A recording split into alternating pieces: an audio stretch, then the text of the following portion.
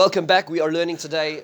I'd like to thank the sponsors this morning, to Jack and Barbara Siegel, who are sponsoring today's shir for Barbara's grandfather's yahrzeit, Mordechai ben Yosef Meir Halevi.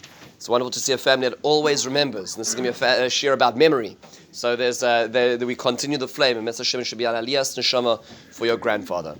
We also thank Dr. Moshe Yeager, who is now sponsoring, just came out of Shiva this last week, for his mother, Shenya Bas Moshe, during her shloshim, a remarkable individual, somebody who carried on fighting despite the many obstacles that said she should not. And Baruch Hashem, the legacy continues. And to Robert and Rita Glack, who are sponsoring for the yahrzeit of Robert's mother, Mrs. Edith Glack Chana Bas Yitzchak Isaac, Ezras Hashem Nishmasa Eden. Today our focus is going to be memory in Jewish consciousness. This topic is so fascinating, it has so many different ramifications. We're going to be focusing on the mitzvah we're about to perform this Shabbos, the mitzvah Midaraisa. As we get to Parshas Zachar, we are going to have Shabbos Zachar. It is the second of the Arba Parshios, and we're going to read a little bit about the importance of this mitzvah. Let's understand what's at stake. We're told three very basic psukim. We're told that we're supposed to remember Zachar es asher salach Amalek, Baderech b'tzeitchem b'Mitzrayim. Remember what they did to you on the way when you left Egypt. Asher korcha baderech, that they happened upon you on the way. Vayazanei b'chol kol anecha shalim acharecha, and they took advantage of those who were the weaker ones after you. V'ata yof v'yogev v'lo yarei Elokim, and you were tired, you were straggling, you were weary. You weren't fearing God. Today our focus is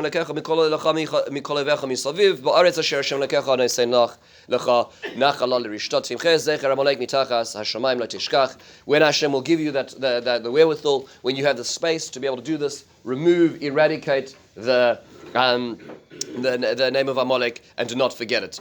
So this is the mitzvah. We read this, we hear this, we know it almost off by heart. This is when everybody's going to be in shul. And just a few basic questions to ask. Question number one is you'll notice an interesting thing, is that it is described in a Lashon Yachid. You'll notice that's interesting? It's almost as if this sounds very personal, right? Asher korcha baderech, who came upon you on the way. When Hashem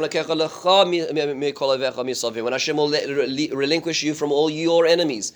You notice that it's a Lashon Yachid.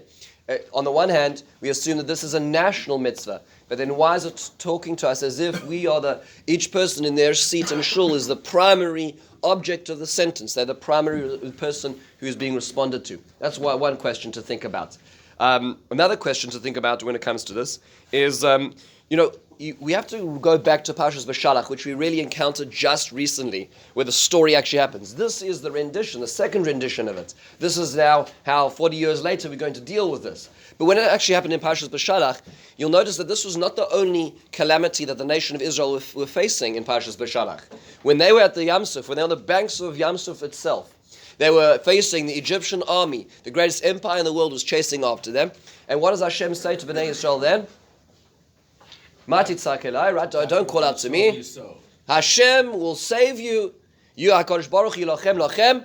V'atem tacharishun. Hashem will fight your battles. You will be. You keep quiet, and that's exactly what happens. The sea splits. They walk through. The Egyptians are decimated. Then a few psukim later, at the end of Perek Yud Zayin, at the end of the parasha, suddenly there's a change of tune. Now we have another enemy who's attacking us, coming from this side, and in this case, gird weapons, find a general. Fight, and now not only is it fight, but now the battle continues, and we have to carry on fighting. But what happened? Why is there a difference?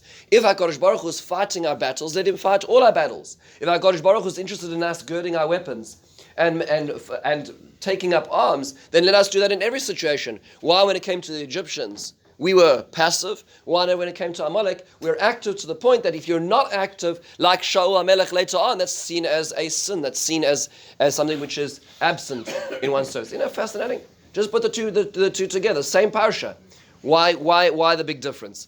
And of course, the biggest question, which should be plaguing us right now, is the idea of memory and forgetfulness. It's so fascinating how these two ideas work together. This, to me, is always a troubling issue. Is you're supposed to remember and eradicate at the same time, right? So the way that you eradicate a memory is you don't include them in the textbook, right? That's the simplest way to do things, right? You control history by controlling the textbooks of education, And the way you do that is simply you do not mention Amalek anymore. You know, the only people in the world who know about Amalek today are the Jewish people. Everybody else has forgotten them. So isn't that defeating its own ends? We should just, as the other nations forgot about Amalek, we should forget about Amalek by not talking about them. But instead, they're in Shul, everybody comes to Shul, and we remember them, but we're remembering them, but we're erasing them. So that's another question which comes to mind. So I'd like to explore a few ideas together in Jewish thought, and this idea takes us into the realm of psychology, into the realm of spiritual psychology, where we're going to try to unpack this idea. We're going to look at this from the following perspective. The Torah, actually, this is expressed in so many different thinkers, but we're going to look through just some examples of Kedushas Levi that Rabbi Levi Yitzchak Berdichov says a very beautiful idea, which we're going to try to unpack a little bit and see its applications. The idea is very general. We're going to try to see the specific applications of this in just a moment. Source 2, the Kedushas Levi on Purim says the following. He says, he says, Nire, it would seem, Dinei loizu bilvad dezeri Yisrael hemitzuvim al mechias Amalek. It's not just that they're commanded to remove, to eradicate the seed of Esav. Elo dechol ish mi Yisrael tzarich limchois chelek ra mechuna b'shem Amalek asher tamun b'liboy. Listen to the transformation. Every Jew is responsible to eradicate the aspect of Amalek which is to be found inside of themselves. So now, as opposed to thinking about this as a historical and national entity, we're thinking about this as a psychological entity. Something inside of each of us, there is an Amalek which is to be found in ourselves. And he goes on one line further, he says, "The calls man, the zera Amalek nimtza ba'olam, az kevon, the adam gam kein hu olam katan, az yesh mitzius la'amalek l'koyach hara b'chol ha'adam." If in the world, which is the macrocosm, there exists an entity called Amalek, then by perforce, in the microcosm, which is the Olam Katan, the human being, there exists an entity called Amalek, which requires eradicating. So therefore, what Rav Levi Yitzchak is essentially saying is, rather than turning the lens outwards and trying to work out all these moral questions about eradicating nations in the 21st century and the moral components of this kind of genocide, we should be turning the lenses inwards and saying, is there something internally where I have the capacity to remove it, which is reflecting of that ideology, which is very much the line in Hasidic thought. Right, this is the internal battle versus the external battle. But that shift in paradigm is very helpful. By the way, I should just mention as an aside today, there's so many articles today, replete. You type in Amalek, the moral struggle that we have with this notion of the command to destroy another nation, and everybody's struggling with this morally. Nobody's really struggling so much with Hamas or Hezbollah's charter. It's pretty explicit what they say. Hezbollah believes that all the Jews in the world should make aliyah so they can kill them all in one place.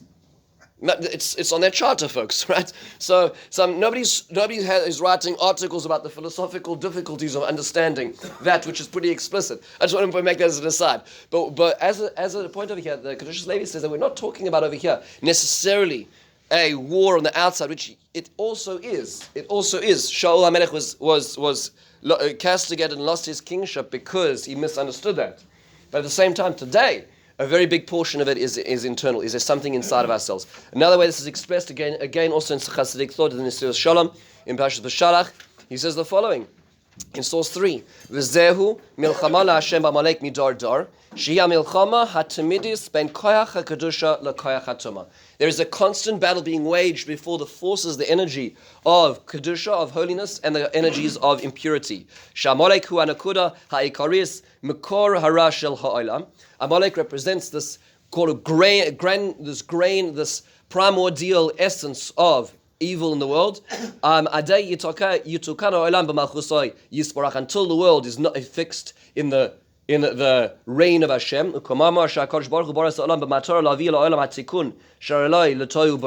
Hashem wants the world to develop to a place of perfection. And there's one thing which is stopping that getting there is this notion of Amalek. To the degree that a person is able to overcome their individual expression of Amalek, and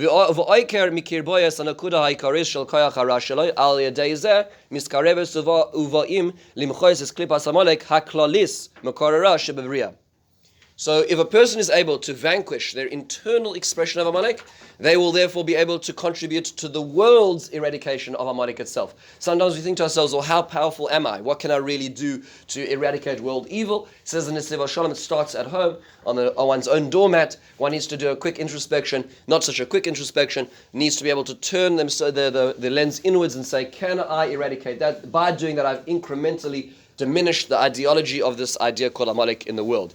So a little bit, you see, he's stretching the Kedushas Levi a little more. The Kedushas Levi is saying this is totally internal. He's saying this is a reflection of the external as well, and I am able to eradicate piece by piece that expression. I think it's much more heroic to think of big battles and flags and weapons. It's much easier to do it that way. But again, what that does is that relegates the responsibility of that to some futuristic army at some point in time, and nothing to do with us. And therefore we nod and we say, yes, we're going to have an army. You're going to have these incredible weapons to eradicate Amalek, and that divests ourselves of the responsibility. And what the Nesiv Shalom is saying, no. The actual battle is being fought on a daily basis internally. So this is why, perhaps just coming back to the the Lashon of the Torah, one of the ideas which is expressed over here, why is it such a specific battle? Why is it a Lashon Yachid? Is because ultimately throughout history we're supposed to be listening to Zachar, and we're supposed to be hearing and saying, yes, there is something I can do rather than something that somebody else will do to change us. I remember, just as sort of an interesting aside, I once had the opportunity I went with Abby Dienstag to the offices of Judge Jack Weinstein, incredible human being, still rendering decisions, the Federal District Court, and he said an interesting thing. We're talking about environmentalism and the responsibility of environmentalism and who's going to change the world in terms of the consumer nature of society and the impact that's having on society. And his argument is that it's ultimately up to the president in order to change policies, and this was just before the 2016 election.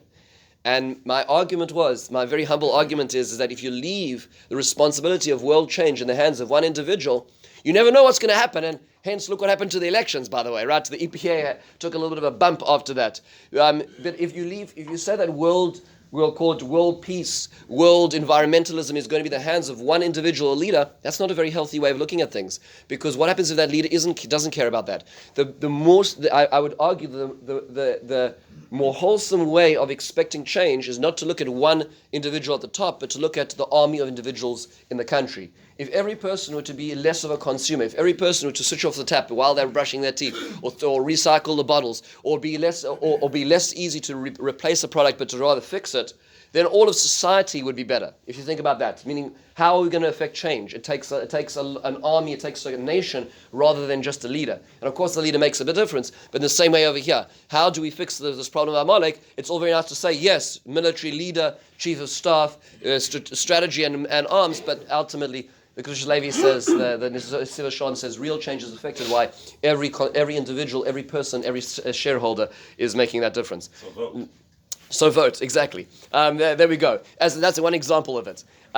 So the question is, so what is that? Okay, so this is all very esoteric. So somehow, somewhere in me is a dark corner of this notion called Amalek. So what am I supposed to do about that? What is that notion? So the Mefarshim are replete with us trying to understand what the ideology of it is, more than just who the people are, if we try to do DNA testing. Rashi very famously, let's try to reread Rashi with this perspective in Rashi. Rashi very famously tells us that to understand the ideology, you need to look at the verb used in the pasuk to describe this attack. It says, Asher karcha. Rashi gives us a few explanations. He says in source 4, Asher karcha baderech, loshon mikre. It was an expression of mikre. How do you translate mikre? Happenstance, right? We happen to be walking through the desert. They happen to be strolling through the Sinai Peninsula, and look at that. They happen to do that. Now, that's not what Rashi is saying. Rashi is saying that the attack was through the methodology of Mikra, which means to say, as is clear from the next explanation, they invested immorality into our nation. Or the third one is Lashon Kor V'chom Tzina Necha Ve'evshirucha Mimirtzichascha. They cooled us down. So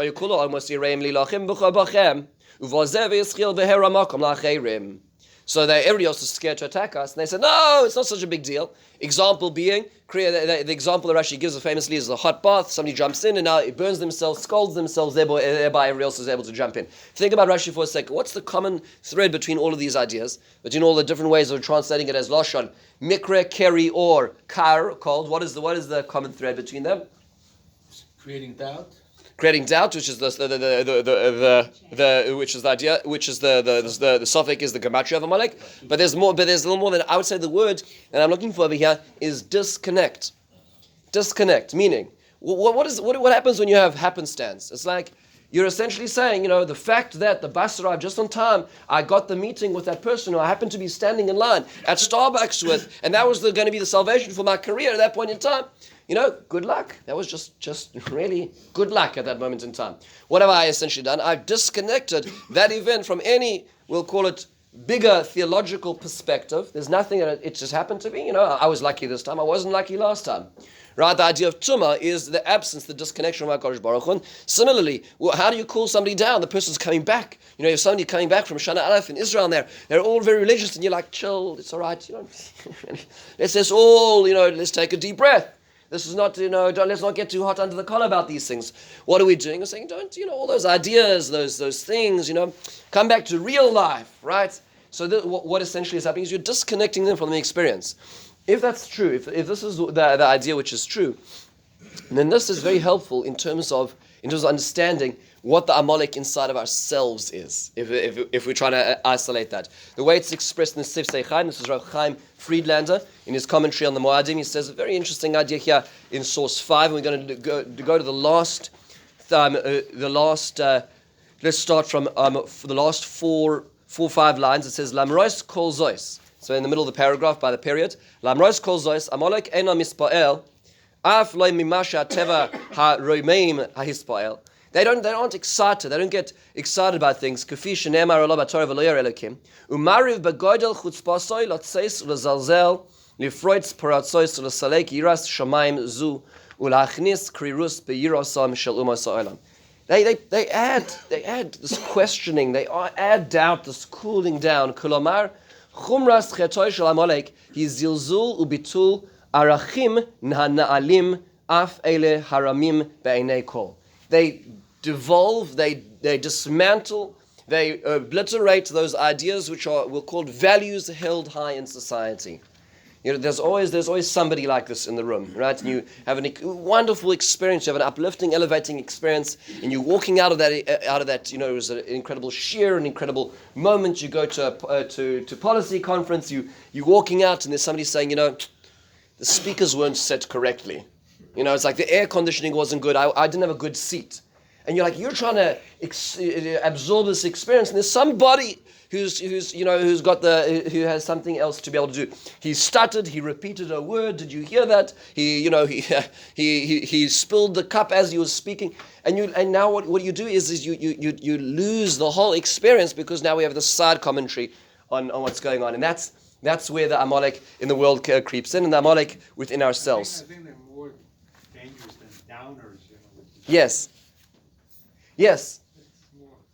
In which way? Sorry, Max, keep it going. You just said they're downers, but I think Amalek is more dangerous than downers. So you're right. So it is true. It is true. Amalek themselves, as the ideology of evil, is certainly. However, when trying to transcribe that inside of ourselves, what's to be found in ourselves, so this is where it begins. It all starts with a little bit of a question, a little bit of a laugh, a little bit of a leitzanos or a kelev, as the Midrash says, and that's where it begins. If we're able to catch it there, it stops it getting into further devolution.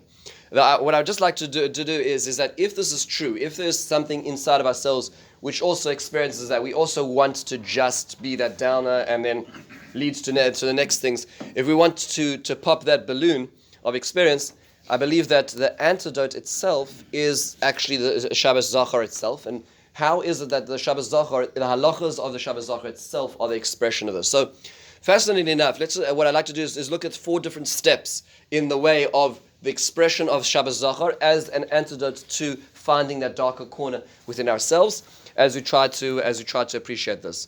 And the one basic question to get here is how did the maftir of Parshas Kiseitze, which are those 3 psukim we're about to read this Shabbos, how did they turn into, we'll call the ritual that we have today? Meaning, if I were to give you those 3 psukim, would you have envisioned that they would turn into a global Kriyas Torah once a year in Adar before Purim? Is that the natural outcome of the halachic experience that just reading those 3 psukim? Not necessarily, right? We have our Baal Korah, our teacher of Bar Mitzvahs, would that have turned it? No. So how did it evolve into that? Where did that come from?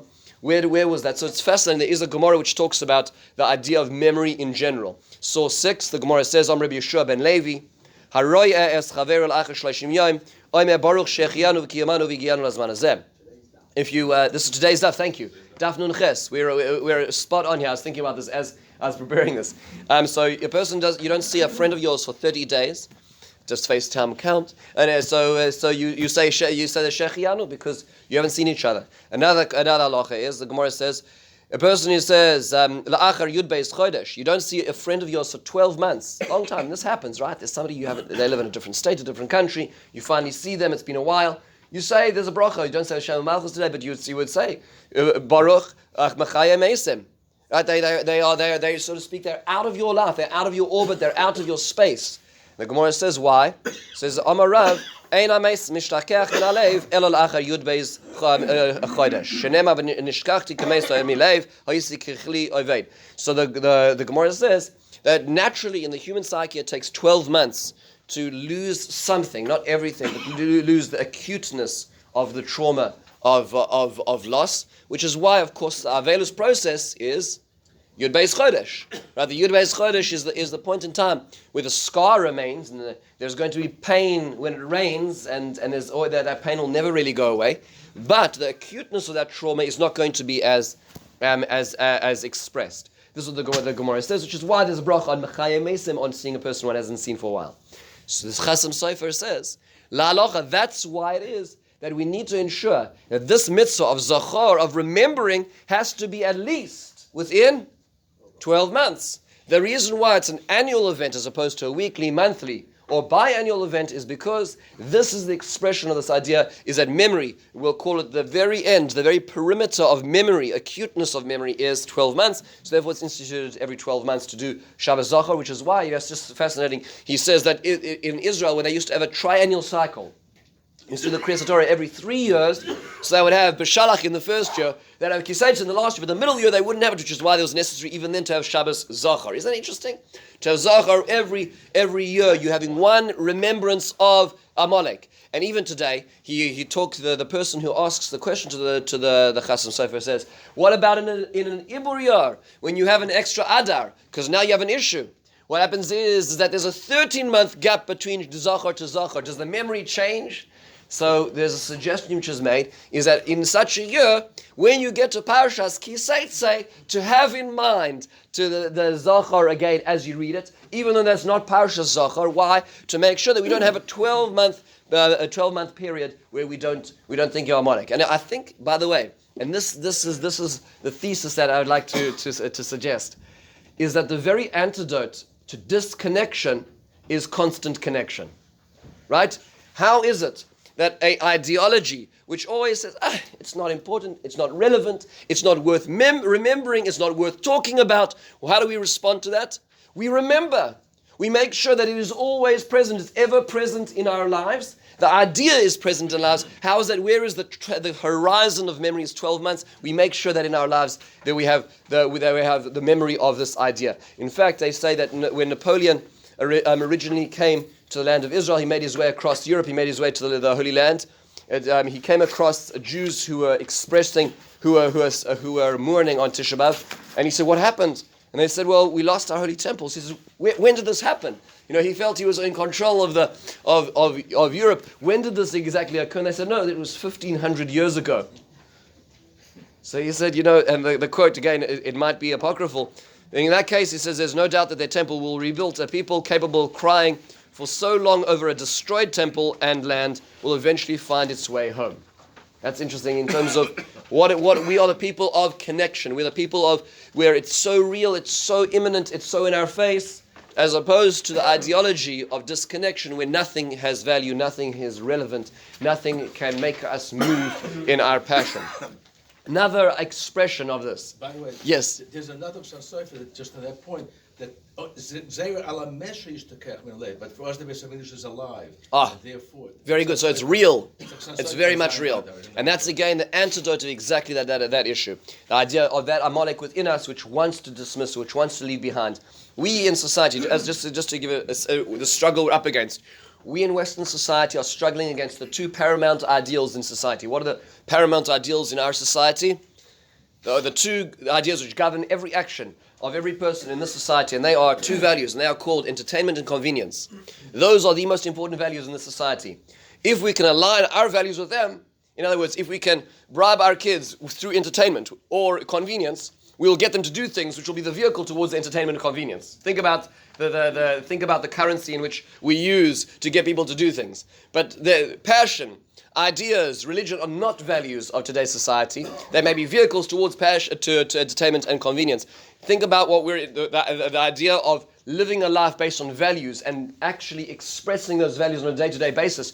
We are a dinosaur, folks. We are a fossil of the ancient ideas, if you think about it, of living a life of passion, living a life of values, because we're in a society which doesn't really value values necessarily.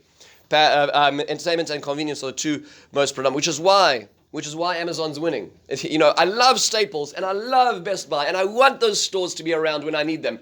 But tachlis, Amazon Prime is delivering tomorrow. You know what I'm saying? And it takes a little less effort to get to the store. So I really ideologically believe in it, but tachlis, right, I'm going to have to, right, there's an article in the New York Times called The Tyranny of Convenience, really worthwhile read. The Tyranny of Convenience, how convenience rules our lives. So we're talking about, do we have passion, do we have ideas, are we willing to live those ideas? Are we willing to make we'll call it zachar, to remember to connect the dots for ideas that are worth living and actually sacrificing for? That's one of the questions. Another expression of this is an interesting halacha in when it comes to zachar.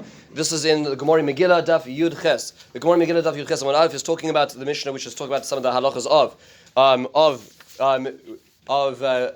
Mikra Megillah. Actually, it says Kara al Pelo Yatzai. It says Minalan Amar Rava Asya Zachira Ksiv Hacha V'Yamim Ha'elin Nizkarim V'Nasim, and it says. And the Gemara then goes on to say, and the next page. Oh, at the bottom of the page. How do you know that the mentioning is actually reading? Maybe it just means to say remembering. You're thinking about it, philosophizing. The Gemara says no. Zachar yachol balev kashu omer lo tishkach harei shichachas alev amur mani mekayim zachar bapeh.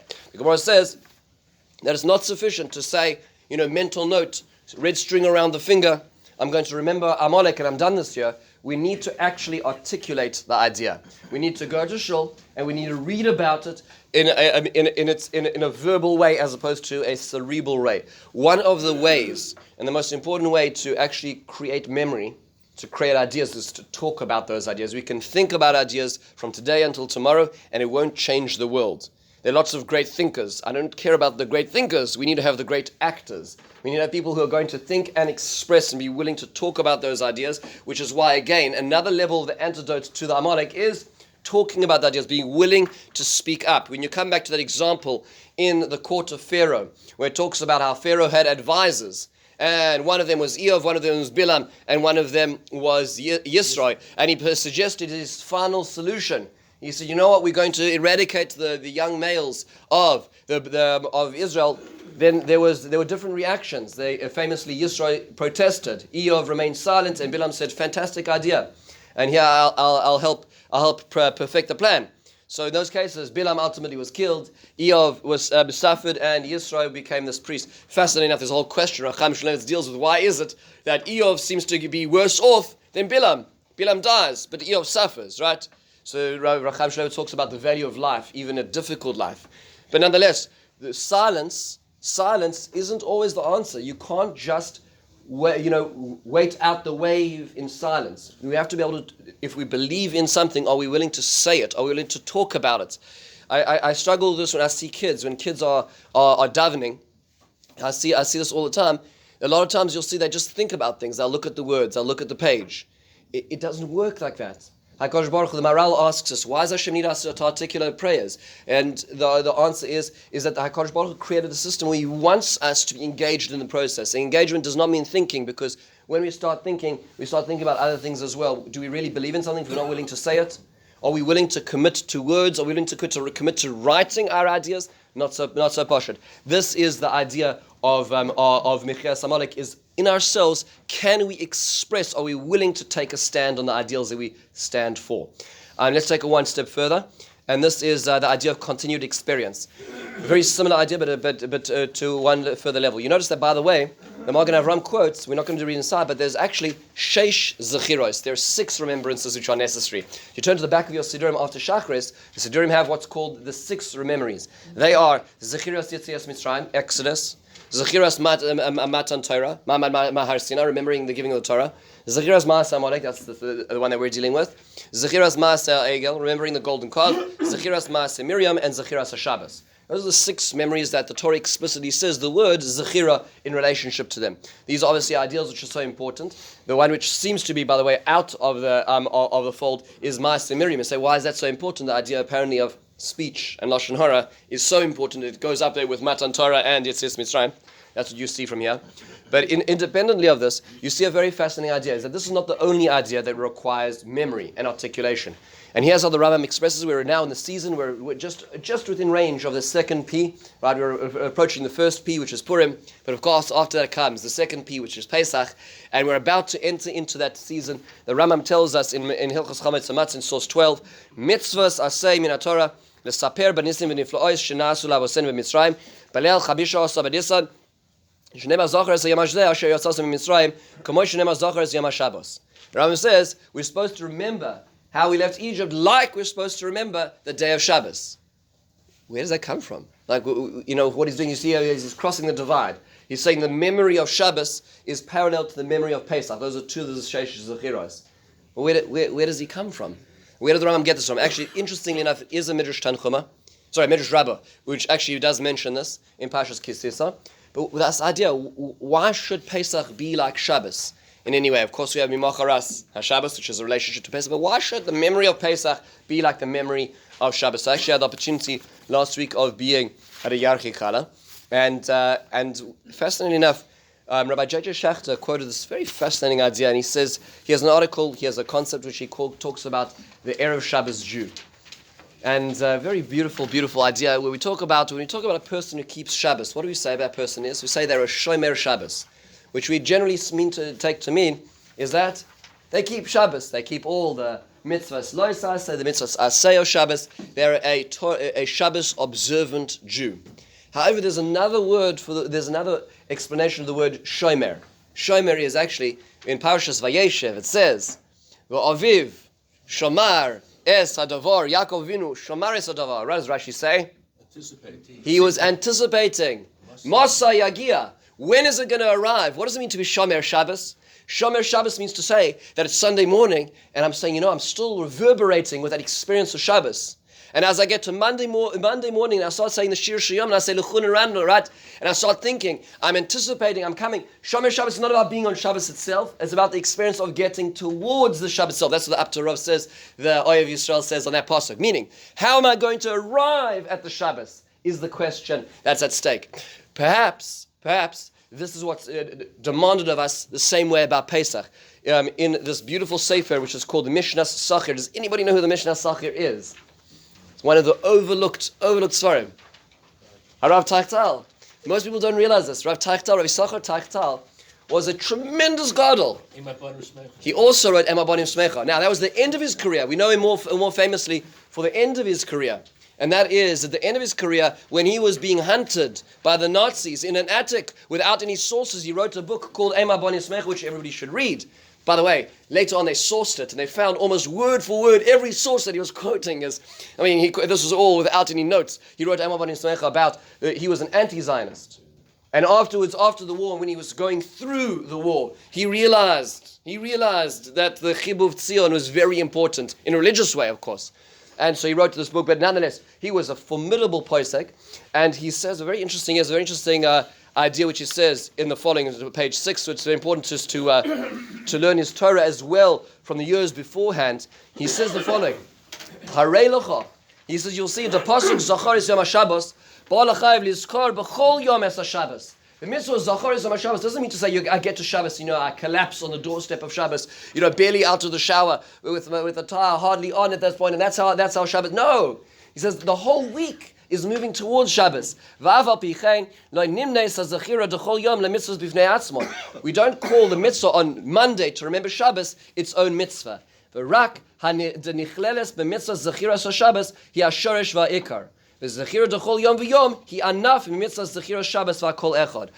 the real kiyum of the mitzvah, the real fulfillment of the mitzvah is actually happening on Shabbos, but nonetheless the entire week is an overflow, an extension of that same mitzvah. He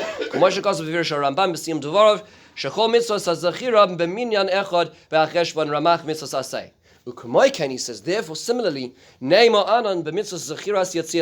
we remember Exodus of Egypt, Im da'achiyov hu lizkor oisa b'chol yom v'yom k'moi shemoire al zeh loshon zochores yom asher yatzos mitzrayim t'moire al ha'hoive tamid b'chol yom v'yom. Yes, there's a mitzvah every day, and we're saying Kriya Shema. We mention Zechiras Yetzias Mitzrayim every day. He says, nonetheless, aval vada kol hazechira achasi v'akol retzoni lomar hazechira del pesach hazechira del chol yom v'yom. It's one mitzvah. What I'm doing on the night of Pesach and what I'm doing every day is an extension of that. The question he's answering is why the Rambam does not paskin that there's a mitzvah Zechiras Yitzis Mitzrayim on a daily basis. Why does the Rambam admit that? So he says because it is an overflowing extension of the experience of Pesach. So right now, at the beginning of Adar, as I read the Kriya Shema this morning and this evening, and I mention Zechiras Yitzis Mitzrayim, I'm fulfilling the extension of the entire memory of Pesach. I'm living with it. By extension, this just beautiful principle, the idea of Mashmir Shabbos being on a Sunday morning now, because I'm anticipating Shabbos is expressing itself in the week, the way that it would be described is that by Shammai and Hillel, where the Gemara in Beitza tells us that on a Monday morning, when they'd find a good cut of meat in the supermarket, they would have different ways of doing it. So Shammai would say, he'd buy the meat and he'd put it in the freezer. They didn't have freezers in those days. Yeah, he would buy the meat and he would say this would be for Shabbos. But the idea being is that his Monday shopping was related to his Shabbos. The idea of memory pervades our everyday experience. Similarly, I would wonder if we're able to perhaps to extend this across the divide of the other zechiros as well. Maybe the reason why it's mentioned after Shachris every day is because we're supposed to be living with us. Although there may be a moment in time in the year where we express this, it's supposed to be enveloping us the whole time. This is why actually, just interestingly enough, I was able to include this beautiful source. Rav Soloveitchik talks about this. Did I put this in? I hope I did. I don't think I did. No. Page 4. Did I put Rav Soloveitchik in? Yeah. Okay. Thank you so much. Yes, it's been I think I managed to get this last moment. Page 4. Thank you. So Rav Soloveitchik talks about the following topic. There's the discussion of what's called Birkas HaTorah. Every morning we're supposed to make a Birkas HaTorah. We say a blessing on the Torah. And the strange thing is the following. If you parallel to the mitzvah of Leishev Basukkah as an example, Leishev Basukkah I say every time I'm in the sukkah. But if I have a hefsek, let's say I go out, I go to shul, I take a walk, I need to go visit somebody, and now I come back to the sukkah. If there's been a sufficient enough break, I need to make a new Birkas Leishev Basukkah. So the question that the Tosfos deals with in Brachos earlier on Daf Yud Aleph is the question is why is it that when it comes to Birkas Torah, I'm in shul, I'm feeling very religious right now, I'm saying my Birkas Torah. In fact, I have the Kriya Shema. Can I consider that the learning? I have the pasuk in the Mishnah, the Gemara, which is said afterwards. And maybe I sit down even for a few minutes afterwards. Maybe I go to a shir. I feel wonderful, and then I have to get on that train. And I have to go to the boardroom and I have to experience all these very complicated issues which have nothing to do, seemingly, with the spiritual world. And then at lunch break, I have a moment to be able to listen to a shir or go to a mincha or whatever it is. So at that point in time, it should be like Leishev. And so what should happen? I should say a new Birkas HaTorah. That's the question that Tosfos asks. So the Tosfos talks about the idea that there's this idea, what's called a latent awareness, that my Birkas HaTorah carries me through all the time because my entire day is involved with learning of Torah. What does that mean? So Rav Soloveitchik gives the following example, a very famous example, but it's so beautiful. He says in source 8, he says when a mother, in the bolded section, when a mother plays with her child, for example, there's an acute awareness of a child's existence. That's acute awareness. But even when the mother is working at a job or is distracted by some other activity, there is a natural latent awareness of a child's existence. This latent awareness is expressed in commitment, devotion, and feeling of identification. So she may not be with the child, may not be seeing the child, she may not be FaceTiming with the child, but that child is very much a part of her existence, to the degree that if you were to look at the energy bars of what the mind of the mother is being spent doing, there's a fraction of energy at all times being spent on the care. A child will never leave the heart of a parent. Never, no matter where they are. That's what we call latent awareness. So what's being said over here is, I think the idea of these zechiros is that there's a moment of acute awareness. There's Pesach for Yetzias Mitzrayim, every 7 days for Shabbos. There's Zachor for Amalek. But there's also the latent awareness that the rest of the year I need to cultivate the overflow awareness of that idea, which expresses itself on a daily basis. If Amalek represents the notion of disconnection, on my Sunday morning in the middle of Adar, is there something about today where I can perhaps refrain from something of mikre, of karirus, of keri, of the ideas that Rashi was talking about, which are to be found within ourselves? That is the question. And finally, the last idea for today, because we're running out of time, there's a lot more to talk about, but one last idea which I think is just magnificent. And this is Rav Shimshon Raphael Hirsch at the end of Parshas B'Shalach. And again, he talks about Amalek as an ideal as opposed to a nation. But listen to the idea of what is that ideal. He shifts the pin just ever so slightly. Source 14, he says, it is not Amalek who is so pernicious for the... It is not Amalek who is so pernicious for the moral future of mankind, but Zecher Amalek. Meaning, the nation has gone away. The nation's disappeared. It's their memory which is the danger. The glorifying of the memory of Amalek which is a danger. As long as the annals of humanity cover the memory of the heroes of the sword with glory, as long as those that throttle and murder the happiness of mankind are not buried in oblivion, so long will each successive generation look up in worship to these great ones of violence and force, and their memory will awaken the desire to emulate these heroes and acquire equal glory with equal violence and force. Brilliant. So this moves away from the idea of the downer, as Max was saying, into the idea of them actually representing an ideology of violence, of evil. And as long as society will always, so to speak, put on a pedestal those as being the heroes of society. Think about the greats, Alexander the Great. He murdered, tens of thousands, hundreds of thousands, maybe even millions of people. Right? What do we value as we'll call it in our value system at the top of the totem pole? Society itself values power. And as long as we still talk that currency, we are falling prey to the same ideology itself. Just an example which happened this year, an incredible Kiddush Hashem happened. For those who are following in the news, that I just put a part of the BBC article here on page 7, that there was a fellow by the name of Abdullah Chatila. Anybody familiar? Remember this event? It happened in November 2019. This was lost. It was lost in the news cycle. It's so important to remember this. There was an auction which was held in Germany at the end of last year, and the auction was for the items of Hitler Yamach Shemoy, his hat with the initials AH in it. They had a number of other ideas: a cigar box, a typewriter, a silver-covered edition of his autobiographical Mein Kampf. And they were selling these on auction. And there was a Swiss, a Lebanese individual, very rich man from Switzerland, who realized the danger of this auction, because who is going to be bidding at that auction, folks? They should arrest the entire auction right there. It's all future neo-Nazis are going to be in that audience, right? We know who's coming to that auction. He was a very rich man. He bid on these items. He bought these items, and he turned them over to Karen Ayasod. What a remarkable man. This is a Christian Lebanese man who realized the danger of this. Because what was Rav Hirsch saying is, when you celebrate the ideas of violence, when you celebrate the currency of power, then we're continuing the notion of Amalek in this world. And it takes a lot of foresight to realize this, that when we ourselves speak in this way, when we talk about might, when we talk about security threats, and the only response is security as opposed to also tefillah, then there's something over there which is missing in terms of our relationship to the Ribbon Shalom, to the Ratzon Hashem. Again, let's take a quick step backwards. Why is it that Amalek is mentioned in individual eradication? Why is it that we have to take up our own arms as opposed to Hashem will fight the battle? The answer is because it's really up to us. There's something internally in which we have to fight. How do we fight that? In which way do we do that? Well, if they represent disconnection, we represent connection. Connection through the notion of it at the horizon of memory. Every 12 months, it's part of our life. when it comes to the way we articulate our ideas, and we don't just think about them. When it comes to the idea that we live with it on a daily basis, that the Zechira is overflowing into our daily lives, and the idea that what we talk about are not the ideas and the basic currency or assumptions of Amalek, are perhaps the ways that we have the opportunity of making a difference. And as we extinguish those flames internally in ourselves, hopefully globally we extinguish the fire of Amalek. Have a wonderful and meaningful day. Yasher Koychachem.